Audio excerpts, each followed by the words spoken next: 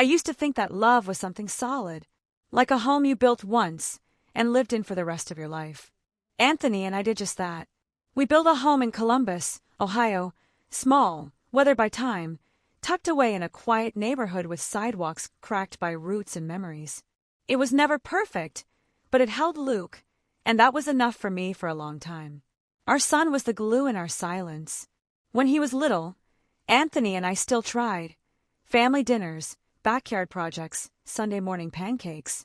But as Luke grew older, something in Anthony faded, like sunlight stretched too thin by autumn. He became quieter, more distant. The warmth in our house dimmed, and our conversations became logistics. What to fix, what to pay, when to leave. I didn't notice how alone I'd become until the silence stopped being background noise and started echoing back. I'd sit at the kitchen table long after dinner was cleared, listening to the wind press against the windows, waiting for a conversation that never came. It was Sarah I spoke to most days. My younger sister, vibrant even in her solitude, had lived alone for years but never lost her spark. She called often, always knowing when to press and when to sit in silence with me. "You're too young to be this unhappy," she'd say. "Even at 51, Amanda, you got chapters left. Don't let Anthony be your last story." She wasn't wrong. Anthony and I had grown, so different that sometimes I wondered if we'd ever truly known each other at all. We hadn't been intimate in years. He slept with his back to me, and I stopped reaching for him in the dark. What began as comfort had curdled into coldness. Luke saw it too. He's 27 now, working as a roofer, strong, sun-browned, and quieter than he was as a boy, but never withdrawn.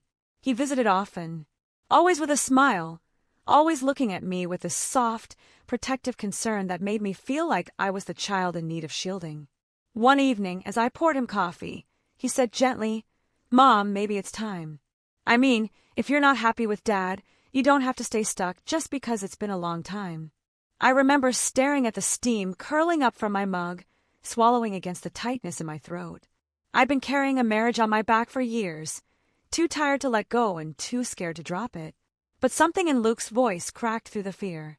It wasn't just permission, it was love, reassurance. So I left Anthony. He didn't argue. There were no slammed doors, no begged forgiveness. Just a quiet okay, as if he'd been waiting for it too. He moved out 2 weeks later, and I moved in with Sarah. It was supposed to be temporary, but something about being in that house with her, the soft clutter of lived-in joy, the afternoon light through her kitchen window, felt like healing.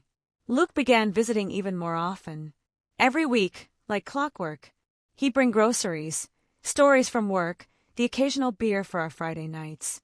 The three of us became our own sort of family, laughing over card games, sharing meals on the patio, watching late-night movies wrapped in blankets and easy conversation.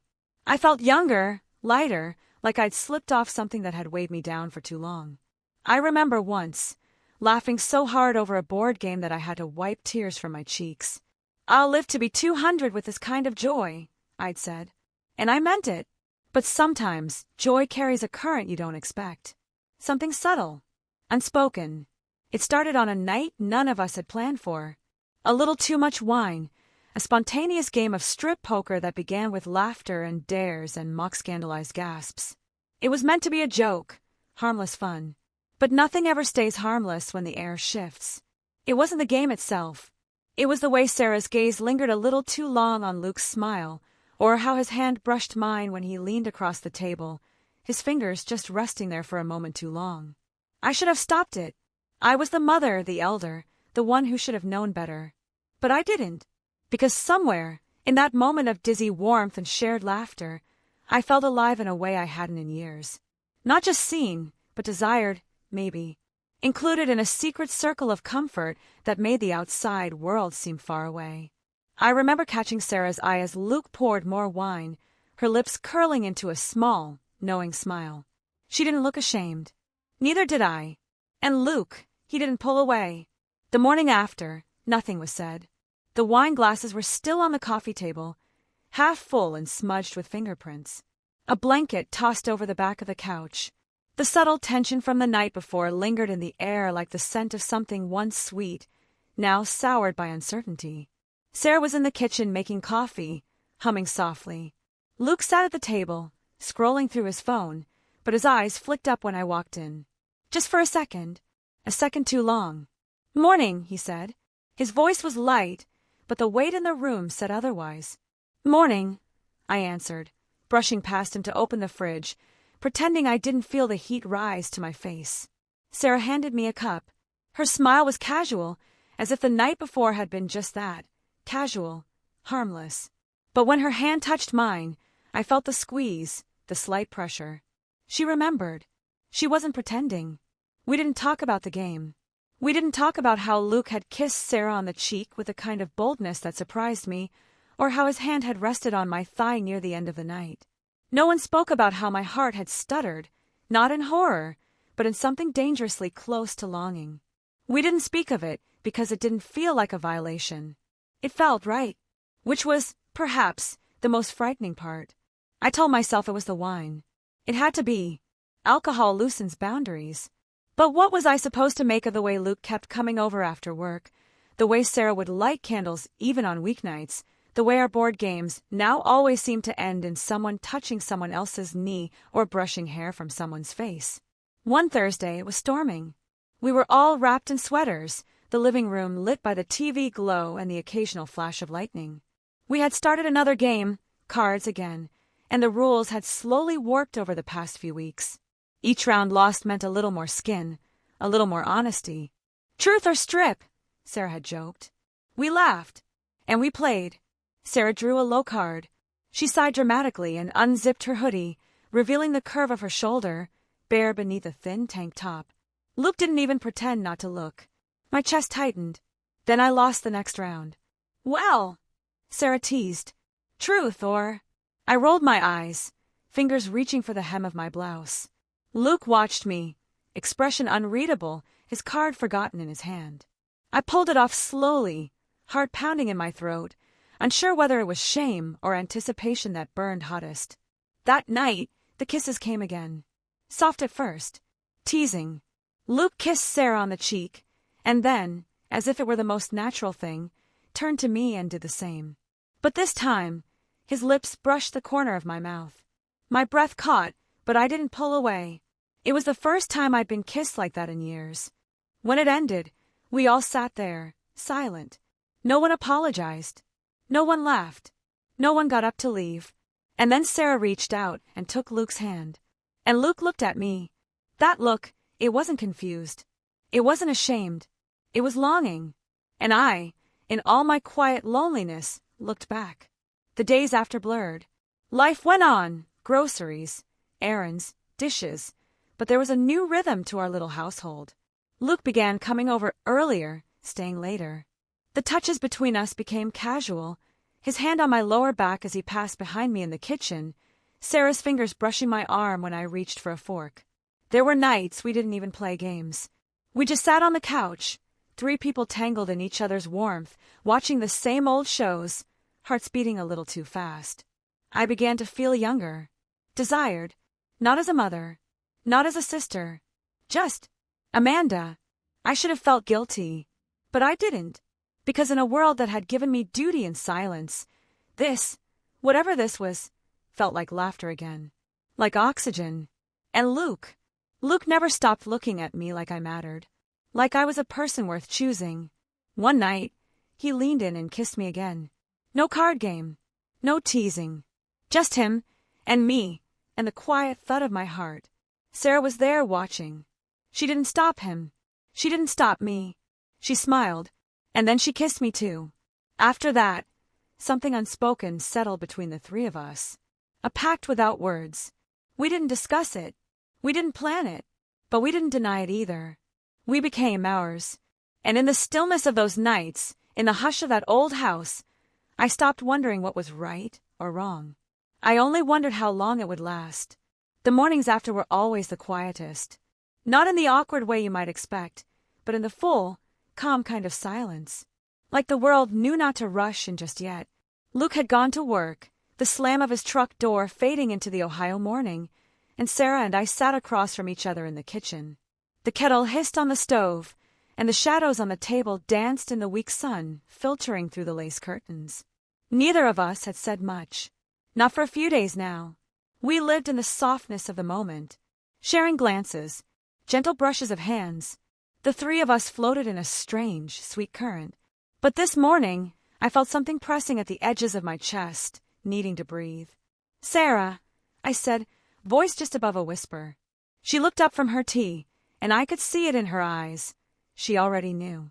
I hesitated, but I didn't need to pretend with her. I never had. "What are we doing?" I asked. She didn't smile. Not at first. She set down her mug, folded her hands together, and met my eyes. "I don't know," she said honestly, "but I know I don't want it to stop." That surprised me. Not the feeling. I felt the same, but hearing it out loud, framed with no shame or excuses, made something inside me exhale. I didn't think I'd ever feel this alive again, I confessed, my fingers nervously circling the rim of my mug. And yet, I keep asking myself if it's real or if we've all lost our minds. Sarah leaned back in her chair. "Amanda, I've lived alone for nearly 20 years. And I've never felt as at home as I do now. Not since we were kids." I swallowed hard. There was something vulnerable in the air, like we'd just stepped to the edge of something sacred. "I like it," I admitted. "I like us. I like waking up and hearing you in the kitchen. I like Luke showing up with that goofy smile and saying, 'What's for dinner, ladies?' like we're some kind of sitcom." She chuckled. "And I like the way he kisses your hand when he thinks no one's looking." We paused, letting the words hang. "Should we talk to him about it?" I asked, almost afraid of the answer. Sarah tilted her head, thoughtful. "Do we need to? We all know. We all feel it. There's no confusion here, Amanda. Just a quiet kind of knowing." We agreed then, in that unspoken, sisterly way, to leave it untouched. Let it be what it was. Not something for the outside world. Not something we needed to explain or defend. Just something that belonged to us. But Luke had his own thoughts. That night, after Sarah had gone to bed early, Luke found me on the back porch, wrapped in a blanket, my tea long gone cold beside me.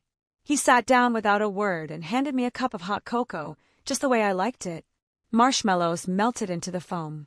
"I feel like you're pulling away," he said quietly. My heart stuttered. I didn't look at him at first. I couldn't. "Am I?" I asked softly. He nodded, more to himself than to me. "You're starting to carry something that isn't yours to carry.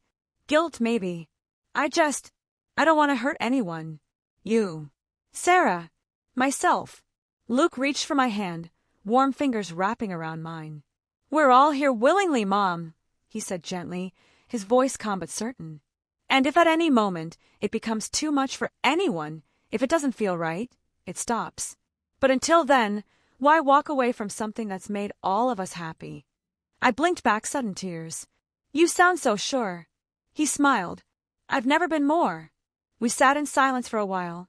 The moon hung low over the trees, a pale witness. Later that week, Luke surprised us with something new, a little getaway just outside of Columbus, a cabin with a private jacuzzi. Sarah and I laughed when he described it over dinner. "What? You trying to seduce your mom and your aunt now?" Sarah joked, sipping her wine. Luke grinned, unfazed. "I just thought we deserved a little celebration. You know, something just for us." It was the kind of suggestion we would have once laughed off. But now, it felt like the most natural thing in the world. The cabin was tucked in woods that smelled like pine and earth and quiet. That first night, we all climbed into the jacuzzi under a blanket of stars. The water bubbled gently around us, steam curling in the cool air, and we settled into the warmth like we were born there. Sarah leaned against Luke's shoulder, her hand resting on his chest. I was on his other side, my fingers laced with his beneath the surface. It was quiet, peaceful, the kind of silence that comes when you stopped asking questions. He turned to kiss Sarah, slow and soft, and then he looked at me. I nodded. His lips met mine. And in that moment, nothing else existed. Not the world outside, not what was right or wrong, not who we were supposed to be. Just three hearts beating as one. Three people who, against all odds, fit into each other's lives like puzzle pieces you didn't know were missing until they clicked. None of us had expected this. Sarah with her bright, free spirit. Me, the quiet one always searching for something more. And Luke, caught between us but never lost. Later, As we dried off and sat wrapped in towels by the fireplace, Sarah turned to me and whispered, "If someone had told me 10 years ago that this would be my life, I would have laughed them out of the room." I smiled. Same. But neither of us was laughing now. Because somehow, impossibly, beautifully, this life had found us. It's strange how quickly something extraordinary becomes ordinary. After the cabin, things didn't go back to the way they were. They evolved. Quietly, thoughtfully, like a new layer of rhythm added to a familiar song. The three of us returned to the house as if it were ours alone in the world. The seasons turned. Snow dusted the porch. Spring crept in with the scent of lilacs and the laughter of lawnmowers humming on distant streets. We lived in a strange kind of harmony. There was no name for what we were, no rulebook to follow. And still, we moved with a grace I never thought we were capable of. Meals together, chores shared, long walks around the neighborhood with coffee in hand, nights curled up on the couch, no longer sure whose head would end up on whose shoulder. We kissed openly now, never in the way lovers do in public, but with a gentleness that spoke more of closeness than carnality. A brush of lips on the cheek, a slow, unhurried kiss in the kitchen while Sarah rinsed vegetables, a lingering embrace at the end of a shared story. Luke had started leaving some of his things in the hallway closet, a pair of boots, a favorite hoodie. His toolbox found a home under the sink, and he no longer knocked when he came over. It was understood he belonged here, not in a way that needed explanation. One night, I found Sarah in the garden, hence deep in the earth, planting a row of early summer herbs.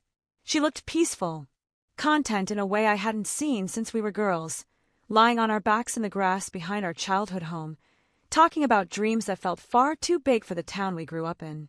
I brought her some water and sat beside her on the stone edge of the garden. "I used to think I'd end up alone," she said without looking at me. "I thought I already had," I answered quietly. Sarah turned to me, brushing a lock of hair from her cheek. "You ever wonder where this ends?" "All the time," I admitted. "But then I look at you, at him, and I don't want to move. I don't want to find an ending." "Me neither," she said, her voice almost a whisper. "It feels like we found something people spend their whole lives looking for, and they never would believe where we found it." Later that same week, I stood at the bathroom mirror, brushing my hair. Luke walked in, freshly showered, his skin warm and flushed from the heat. He looked at me in the mirror, quiet, serious. "You've been thinking again," he said. I gave a weak smile. "It's all I seem to do lately." He stepped closer. "I know you. When you start to go quiet like this, it means you're preparing to disappear." His voice wasn't accusing, it was protective. "I'm not disappearing," I said.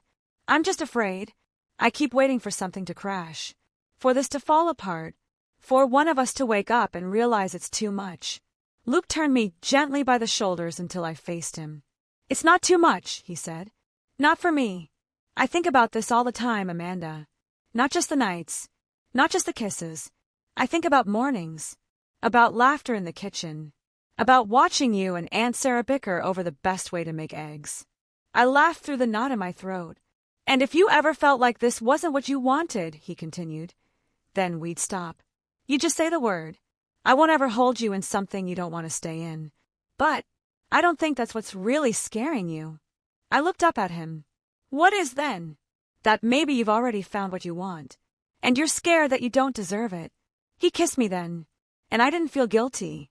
I felt chosen. Again, that weekend, we brought the jacuzzi out of retirement. It had been Sarah's idea. "A little backyard magic," she'd said, grinning. "Like our own private escape." The three of us sank into the water just after dusk. Fireflies flickered at the edges of the yard, and the sky was a velvet blue with the first stars peeking through. Luke sat between us. Sarah had her head on his shoulder. I had my hand in his. We spoke softly, about nothing and everything. Sarah reached across and took my hand, too. I looked at her, really looked, and something inside me settled. We were all smiling, this warm, quiet smile that comes from knowing a truth you don't need to speak aloud. I don't know how we arrived here. I don't know what fate or loneliness or quiet love allowed this shape to form between us. But I do know this. None of us expected to feel complete in such an impossible way. And yet we were. I think of who I used to be, Amanda the wife, Amanda the mother, Amanda the woman who sat alone at night wondering when she stopped matching. And I see now, she never disappeared. She was just waiting for a life that would feel like laughter again. I don't know what the future holds. We'll never talk about this outside these walls. But here, in this strange and beautiful haven we've made, I no longer feel like I'm fading. I'm seen. I'm wanted. I'm loved. And for the first time in my life, I'm enough.